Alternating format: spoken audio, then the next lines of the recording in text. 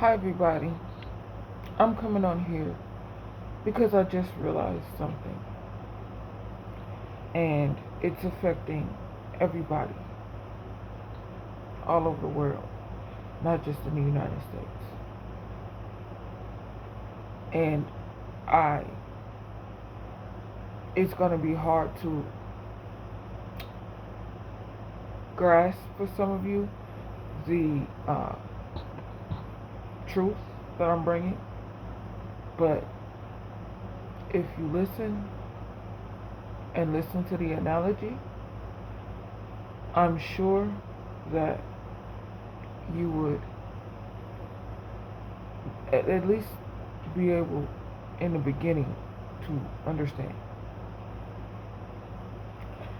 And this is going into my eviction.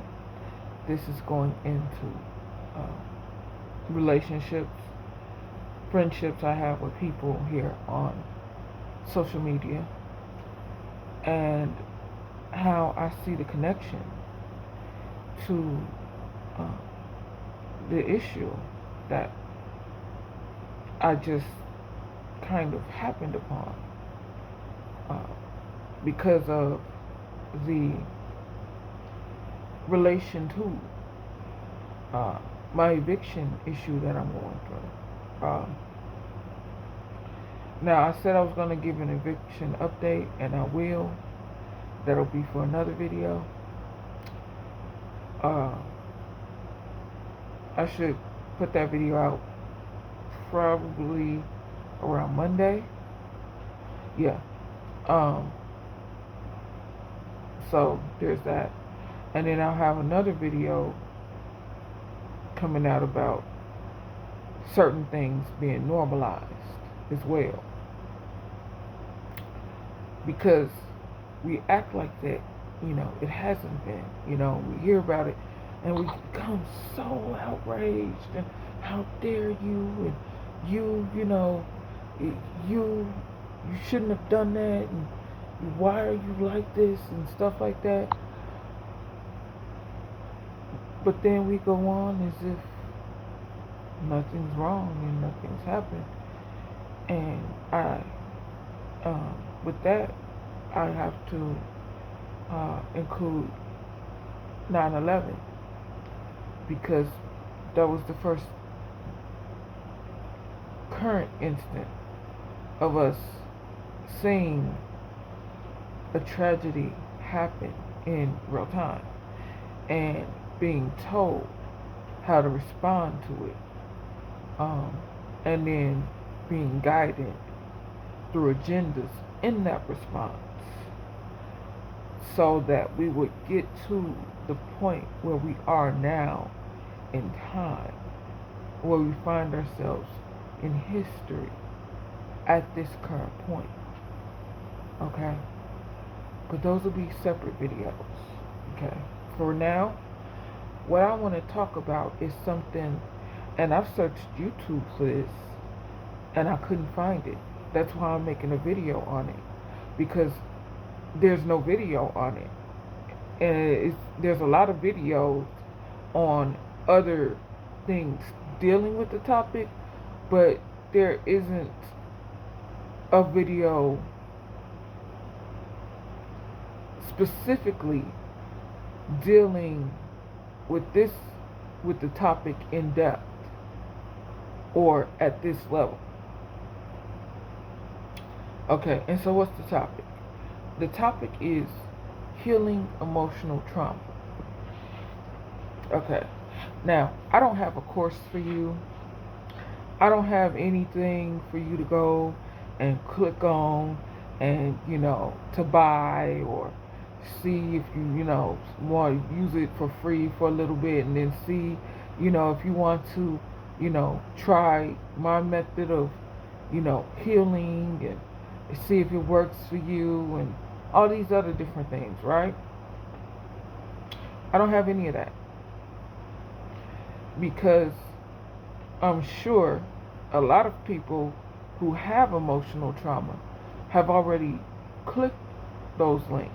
They're already, a part of the crappy childhood fairies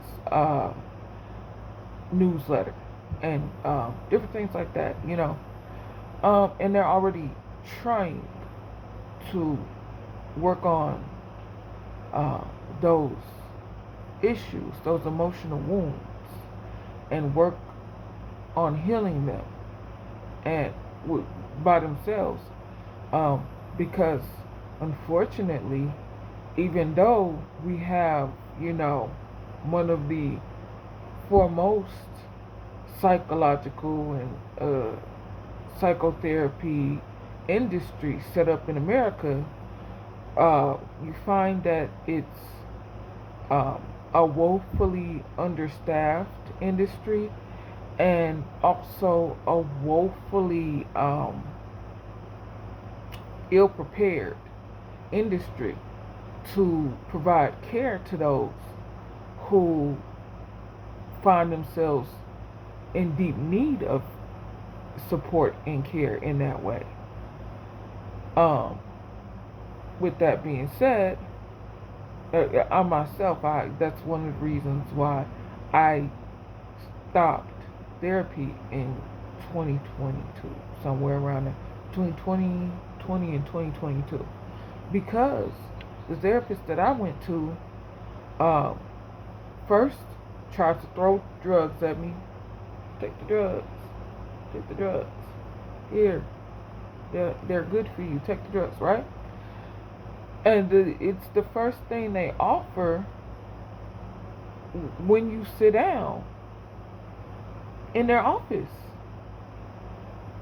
I didn't, I said, no, I'm not, I'm not interested in that, because it, they didn't help me before. I don't see why it would be any different. Oh, I just need to try a different drug. Take the drug. Right? Take the pills, Jeff. If you watch the China show, then you already know what that's referencing. Shout out to you. Anyway, so twice this therapist tried to tell me to just forget about the memory, the emotional memory profile of the traumatic incident that I survived. And not just one, because it wasn't just one, there were a lot of them. That's why I have a 30-pound box of documents from not DHS, CPS. Here in Illinois, it's called IDCFS. And through the MAC, the Midwest Adoption Center, with the Freedom of Information Act form that I had to fill out in order to receive those documents. And they're my most prized possession.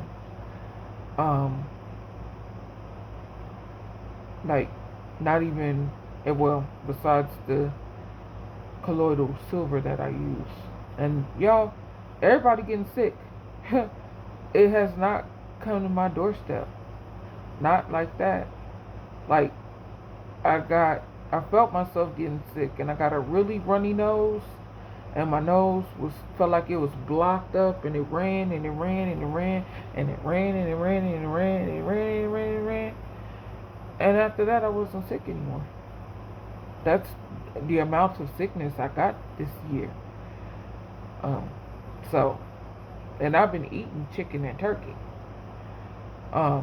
So those of you who are, and plus I've been taking care of my gut health too, so there's that, doing my best for that. So those of you who are eating this food and aren't taking care of your gut health, you may want to look into ways of taking care of your gut health.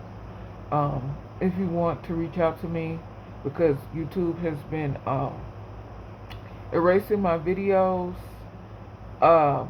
They erased my video, on my main channel. They've erased videos on my main channel. My structured colloidal silver making videos. One of which is one of the reasons why my very special sister, Sister Ajali, she started making her own soap and, you know, started incorporating stuff in there. And, you know, she was like, oh, structured colloidal silver, what does that do? And she started doing her own research, and she found, you know, the white papers, the scientific papers on the antimicrobial properties of um, structured colloidal silver. And so because of that, you know, she got that from my channel. And you know, thank you, props out to her for shouting me out. So I'm gonna shout her out. Y'all go check out her channel, Sister Ajali on here. All right. You know, she talked about Fukushima and what they hiding all day. We don't fully agree on everything, but that's one thing we do agree on. Okay, Fukushima, and it's still proliferating. Uh, it sad story.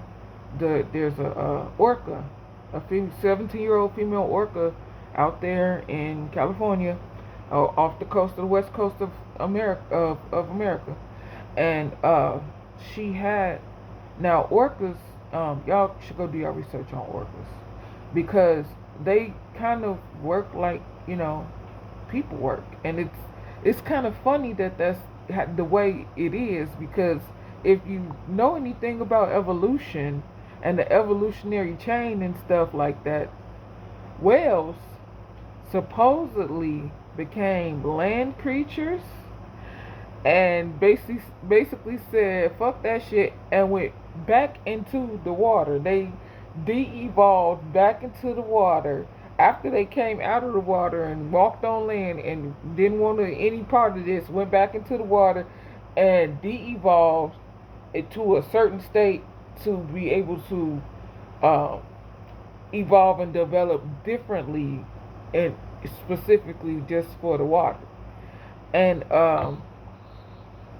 that's why, you know, I believe different things about whales, about them spy hopping and their need for uh, uh, oxygen, and how they need they have live birds and stuff like that. Weird, right? Different, right? But yeah, they kind of work like people do.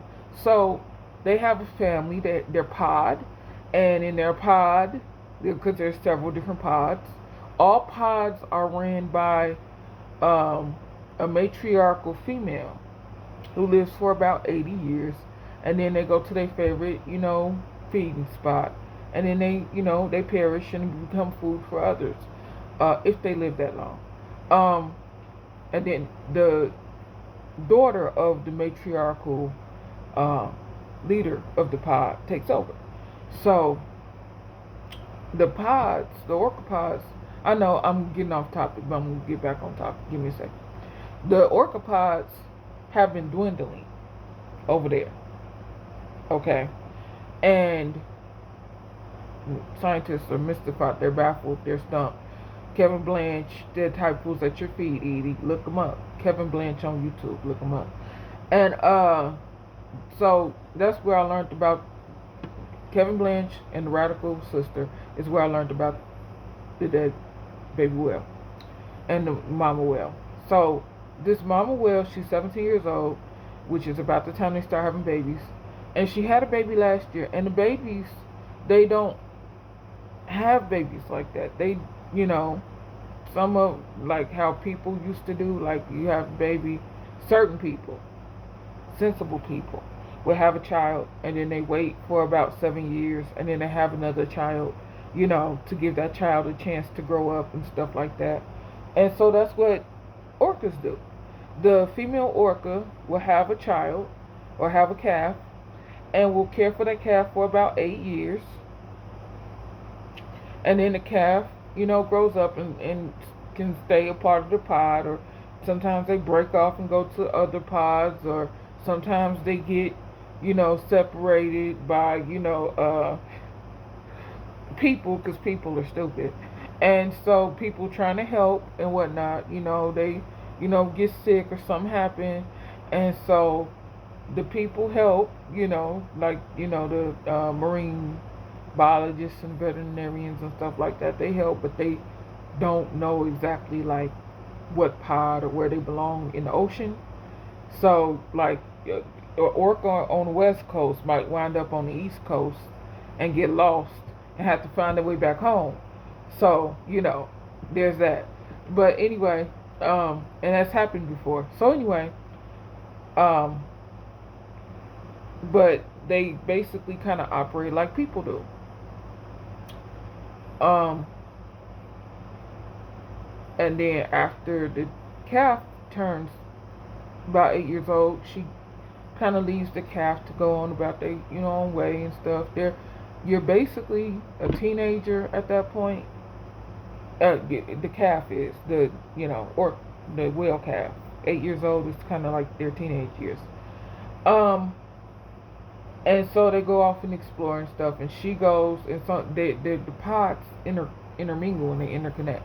And so there'll be a male from a different pod, and that female who is ready to mate again after 8 years, goes off and mingles, and might be the same, more than likely male, could be a different male. They go ahead and they do their thing, and then she's pregnant again, and she gets ready to have another baby, and then by that time, the orca is the calf that was the first one. They turned to about 10 years old, and so they're kind of on their own a little bit, kind of, for the most part. But yeah, that's how they grow. And so, for what I'm saying is, I'm giving you this scientific information about orca calving rates, because in their natural habitat, in their natural state, because it's rare for an orca to have a baby 2 years in a row. Okay, so this orca, she has a baby last year. The baby died, and she grieved her child, her baby, and how they grieve is they push the baby, they push them with their head, like that, as that's their form of grieving, and then eventually, they stop grieving, they stop pushing the baby with their head, and the baby falls into, wherever their graveyard is, basically. And then that orca will go on about their business and continuing on doing what they need to do. And she did continue on, and she came back with another baby this year. And I found out from Kevin, or I believe it's from Kevin Blanche, that the second baby has now passed away too. So it's not only people who are having a population collapse, it's all life on the earth that's going through a population collapse. All life. Okay? Everybody. So there's that.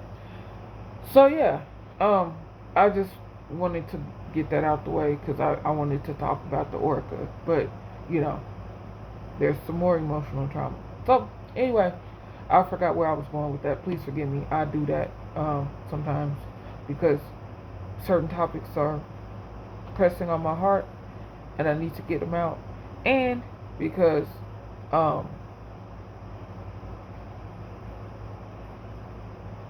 the topic that I'm talking about is real heavy, and it's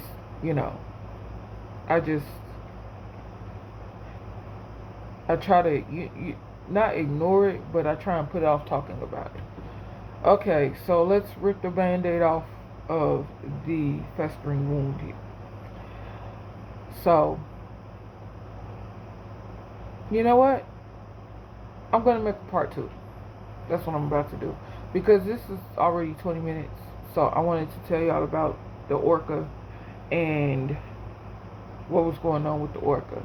So let me go ahead, stop this, make a part 2, and then I'm gonna come back. And this part 2 will be strictly about the emotional healing, emotional, and the topic of it, and people not putting as much depth into the issue. Okay, let me go ahead. See you in a minute.